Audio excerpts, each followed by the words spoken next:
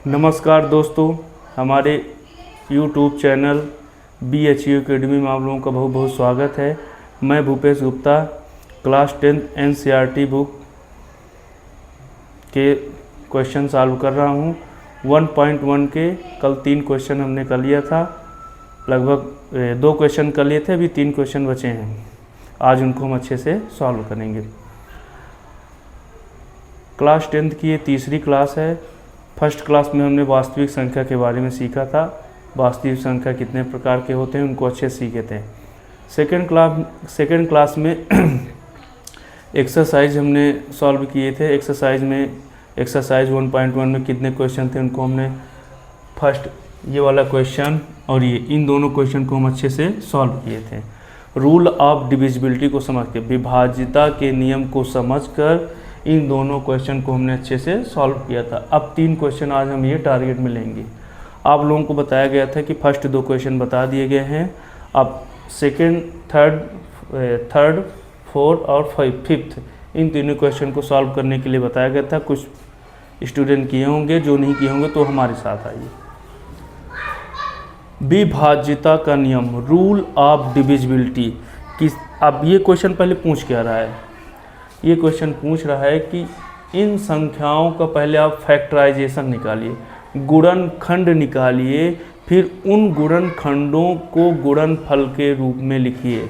ये जो नंबर हैं इनका फैक्टराइजेशन निकालिए, उन फैक्टराइजेशन का प्रोडक्ट के रूप में, यानी इन संख्याओं का गुणनखंड निकालने के बाद इनको आप गुणनफल के रूप में लिखिए। तो सबसे पहले गुणनखंड निकालने के लिए हमें अभाज्य संख्या के बारे में पता होना चाहिए, जैसा कि फर्स्ट और सेकंड क्लास में हमने चर्चा किया। अभाज्य गुणनखंड प्राइम फैक्टर क्या होता है? पहले अभाज्य गुणनखंड कल हमने सीखा था 2, 3, 5, 7, 11, 13, 17, 19, 23। ये क्या है? बहुत सारे। ये सब क्या है? प्राइम नंबर है। कौन से नंबर है? प्राइम नंबर है। अभाज्य संख्याएं हैं। कौन सी हैं? अभाज्य संख्याएं। इन अभाज्य संख्याओं से हम क्या निकालेंगे? Prime factor. क्या निकालेंगे? इन प्राइम फैक्टर को निकालने के बाद इनको हमको गुणनफल के रूप में लिखना है, प्रोडक्ट के रूप में आता है। तो पहला क्वेश्चन 140 हम कैसे गुणनखंड निकाल के गुणनफल के रूप में लिखे थे? 156। आज थर्ड वाले क्वेश्चन को सॉल्व करते हैं। कौन सा? Third number. क्या लिखा है?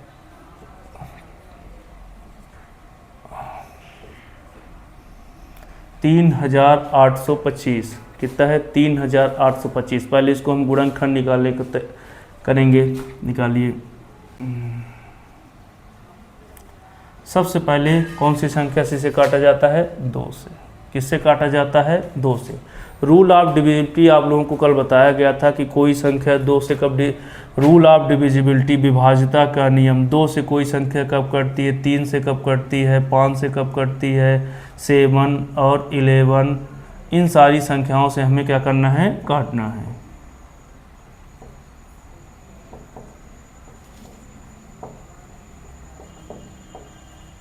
तो सबसे पहले 2 का रूल क्या था? कोई संख्या 2 से कब कटेगी, यानी 2 से कब डिविजिबल होगी, कोई संख्या 2 से कब विभाजित होगी। तो सबसे पहले उस संख्या की इकाई के अंक में 0, 2, 4, 6, 8। अगर ये सारी संख्याएं हमें मिल गई इकाई के अंक में, तो वह संख्या किससे कटेगी? 2 से कटेगी।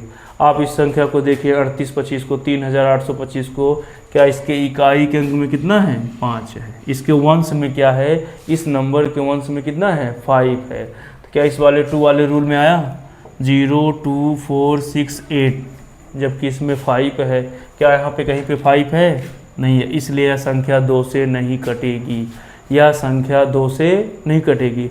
और जब 2 से नहीं कटेगी तो किसके पास जाएंगे? 3 के पास। चलिए 3 के पास। तो 3 क्या रूल बोलता था? ये सब विभाज्यता का नियम कल हमने सीखा था। रूल ऑफ डिविजिबिलिटी कल हमने कक्षा में चर्चा किया था। इन दोनों संख्याओं को अच्छे से विभाजित किए थे, फिर उन्हें गुणनफल के रूप में लिखे थे। अब आज 3825 है, इसको अच्छे सीखेंगे। 3825 इसको सीखने के लिए सबसे पहले तो 2 से कट नहीं रही है। अब 3 से कटेगी, तो 3 का रूल क्या है, sum of all digit divisible by 3, sum of all digit divisible by 3, यानी अंकों का योग 3 से विभाज्य हो, अंकों का योग 3 से विभाज्य हो, अंकों का योग 3 से विभाज्य हो। तो जोड़िए अंकों का योग, इन सभी अंकों को जोड़ना है। 8 3 11 12 13 13 5 18, क्या 18 3 के पहाड़े में आता है?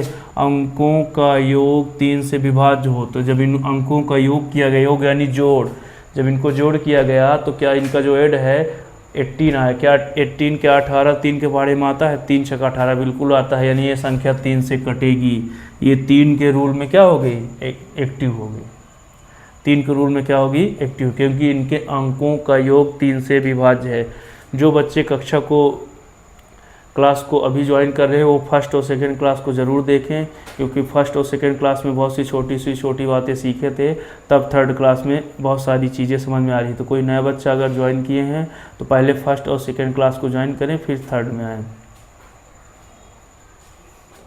और रोज़ाना एक 9th की क्लास की, एक 10th की NCERT बुक की क्लास को अपलोड लगभग सुबह 6 से 7 के बीच में अपलोड किया जाएगा। आप उन कक्षा को ज्वाइन कर सकते हैं, रिकॉर्डेड क्लास रहेंगी, आप उसे ज्वाइन कर सकते हैं।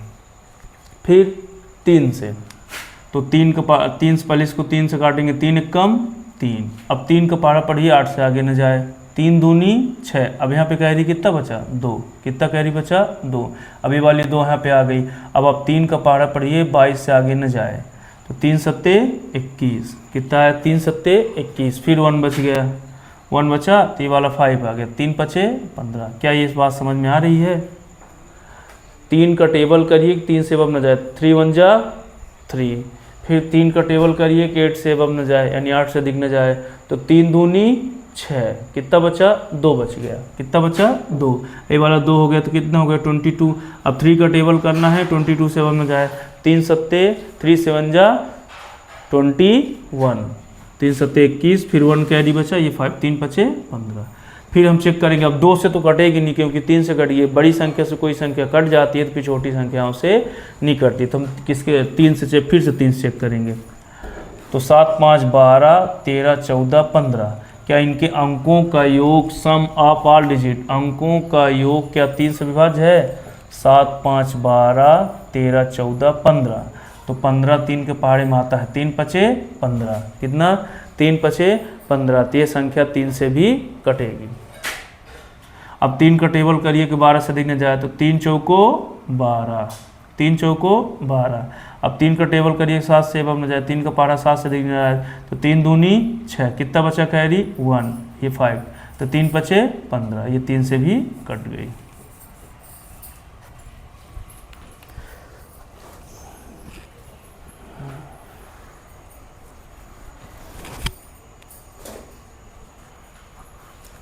अब 3 से कट गई है, अब फिर हम चेक करते हैं क्या फिर 3 से कटेगी? चेक करिए, 5 2 7 7 4 11, 3 के पहाड़े में 11 नहीं होता, पहले आप इन अंकों को जोड़िए, तो 5 2 7 7 4 11, 3 के पहाड़े में 11 नहीं आता, इसलिए संख्या 3 से नहीं कटेगी। और 2 से तो कटेगी नहीं, क्योंकि 3 से कट गई है। और जब इससे नहीं कटे तो हम किसके पास जाएंगे? 5 के पास। 5 का रूल क्या है? इकाई के अंक में, कहाँ? इकाई के अंक में 0 या 5 हो। जब किसी संख्या के इकाई के अंक में 0 या 5 होता है तो वह संख्या किससे कटती है? 5 से कटती है। तो ये संख्या देखिए, इसके इकाई के अंक में 5 है, इसके इकाई के अंक में 5 है, इसलिए संख्या 5 से कटेगी। अब 5 4 से क्या है? बड़ा है, तो 2 अंक लेंगे, तो 5 का पहाड़ा पढ़िए 42 से आगे न जाए, पढ़िए 5 8 40, कितनी बार किए हैं? 8 बार। अब कैरी कितना बचा? 2, ये वाला 5 आ गया। अब 5 का पहाड़ा पढ़िए 25 से दिखना है, 5 का पहाड़ा तो 5 25, 5 25, फिर 5 से कटेगा, इकाई के अंक में 5 है, इकाई के अंक में कितना है? 5, फिर 5 से कटेगा। अब 5 के पहाड़ा पढ़िए 8 से न जाए, 5 एक कम 5, कितना कैरी बचा? 3, ये 5 आ गया, तो 5 सत्ते 35, 5 सत्ते 35, कितना आया? उसे भी 17 पचे 85। अब देखेंगे ये संख्या 5 से नहीं कटेगी, 5 के टेबल में नहीं आएगी, 7 के टेबल में भी नहीं आएगी, 11 के टेबल में भी नहीं आएगी, 13 में भी नहीं आएगी, 17 में आएगी। किस में आएगी? 17 में। तो 17 1 जा 17, ये आपका 38 25 3825 का गुणनखंड निकल आया, फैक्टराइजेशन निकल आया। इन फैक्टराइजेशन को आप गुणनफल के रूप में लिखिए। किस रूप में लिखिए? प्रोडक्ट के रूप में। चलिए लिखिए 3 इंटू 3 इंटू 5 इंटू 5 इंटू 17, यानी 3 गुणे 3 गुणे 5 गुणे 5 गुणे 17। 3 कितनी बार आया है? 2 बार। 5 कितनी बार आया है? 2 बार। आइए 17, तो ये आ गया क्या आपका सॉल्व आंसर। क्या समझ में आया?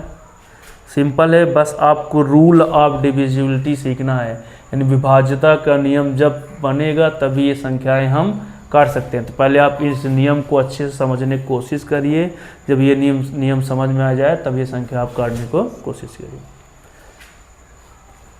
सबसे पहले 2 से कट नहीं रही थी, 2 से नहीं कटी, 3 के पास गए।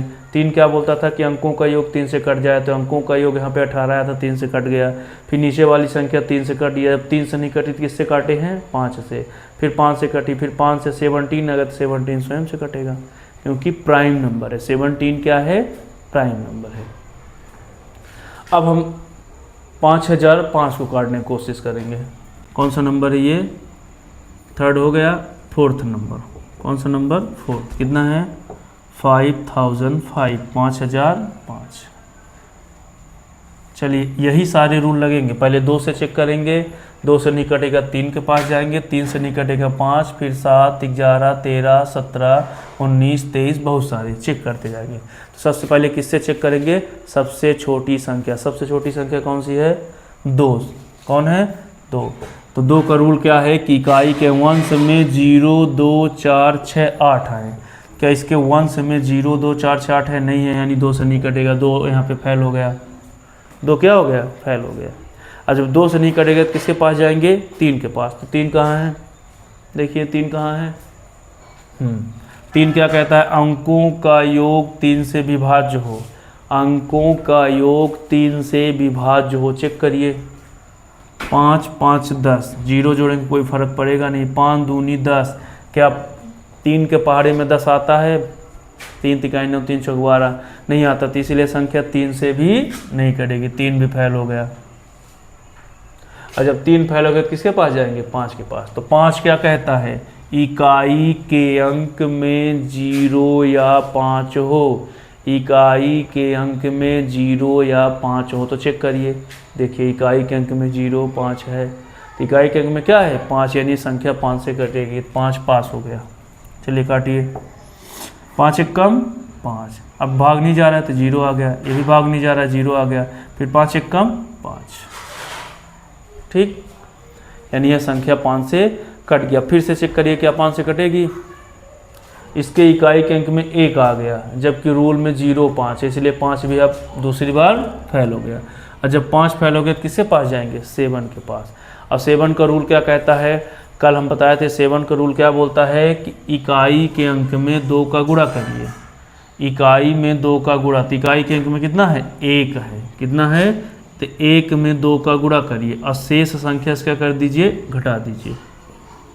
शेष संख्या देखिए 1 0 0 1 है, तो वंश में यानी इकाई के अंक में आप पहले 2 का इंटू करेंगे, 2 का गुणा करेंगे और शेष संख्या से क्या करेंगे? घटा देंगे।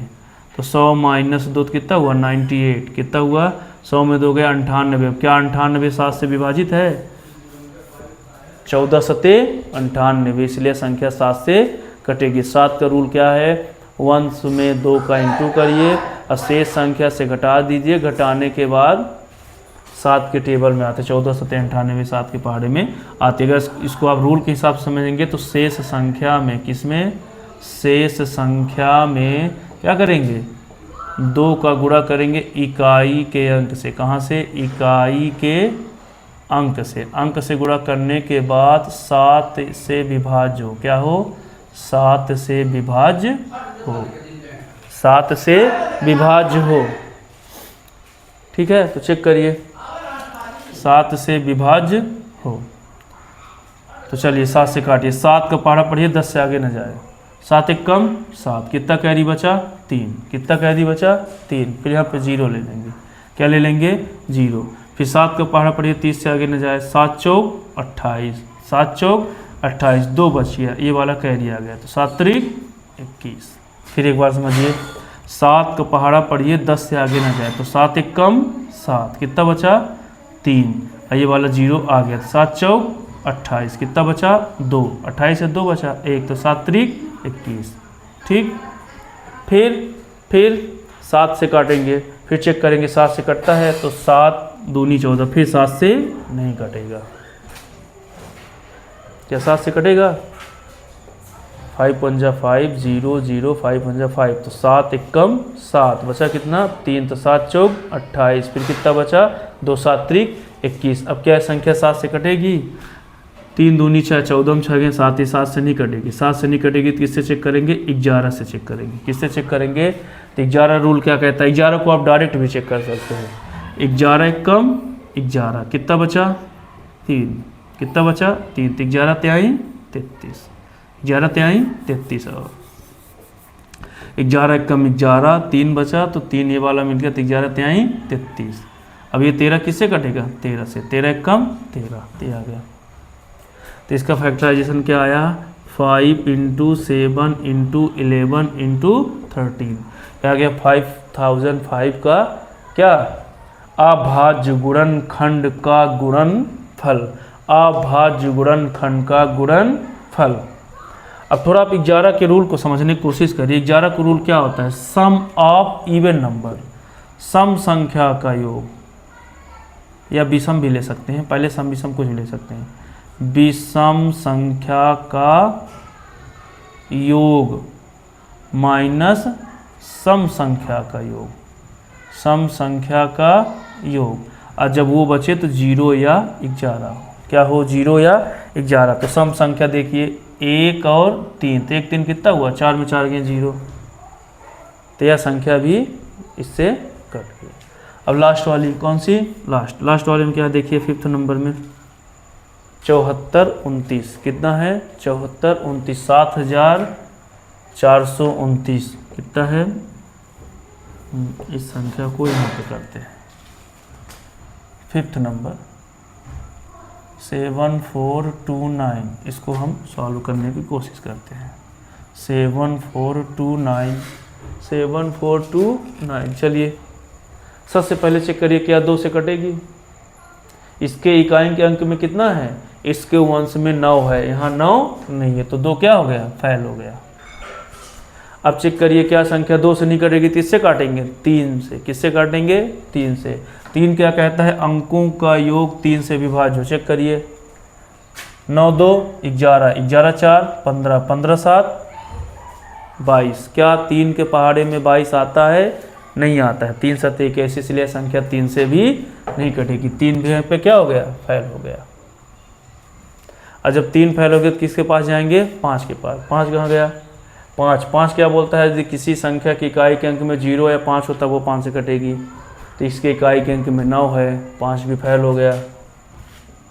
और जब 5 फैल हो गए तो किसके पास जाएंगे, 7 के पास, 7 क्या कहता है, चेक करिए, 7 कहता है इकाई के अंक में 2 का गुणा करिए, जैसे लिखा है 74 29, 7429, अब इसमें 9 में 2 का गुणा करिए, तो 9 दूनी 18, यहाँ पर लिखा है ना, से इकाई के अंक में 2 गुणा, अब कितना बचा 742, घटाइए चलिए, कितना बचा, 12 में 8 गए 4, 3 में 1 गए 2, 7, 724, क्या 7 से कटेगा, 7 एक कम 7, भाग नहीं जा रहा 0, 7 3 21 हासिल 3 बच गया कैरी, इसलिए 7 से भी नहीं कटेगा, 7 भी फैल हो गया, 7 क्या हो गया, फैल हो गया। अगर 0 या 7 आता तब यह 7 के टेबल में आता तब 7 से कटती।